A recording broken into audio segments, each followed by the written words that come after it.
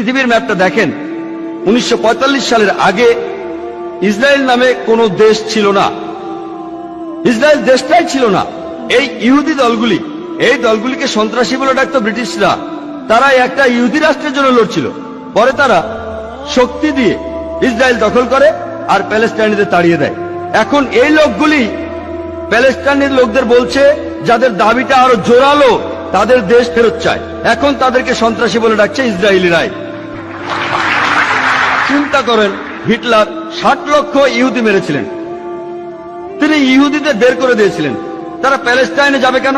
প্যালেস্টাইনিরা তাদের জ্ঞাতিভাইদের আমন্ত্রণ জানিয়েছিল। তারা যদি কোনো দেশ চায় তাহলে জার্মানিতে ফিরে যাওয়া উচিত, ইউরোপে যাওয়া উচিত। চিন্তা করেন, প্যালেস্টাইনিরা তাদের স্বাগতম জানিয়েছিল। ধরেন আপনার বাসায় একজন মেহমান আসলো, অচেনা সেই লোককে আপনি বাসায় থাকতে দিলেন, আর কিছুদিন পর সে আপনাকে বাসা থেকে বের করে দিল। আপনি দরজার সামনে বলতে থাকলেন, আমার ঘর ফেরত চাই, ফেরত দেন। লোকে আপনাকে বলবে সন্ত্রাসী।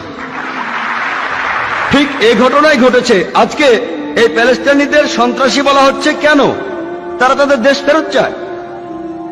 আর এখন পৃথিবীর মানুষ, বিশেষ করে উন্নত দেশগুলির মানুষ, তারা নির্বিকার ভাবে এই অন্যায় মেনে নিচ্ছে।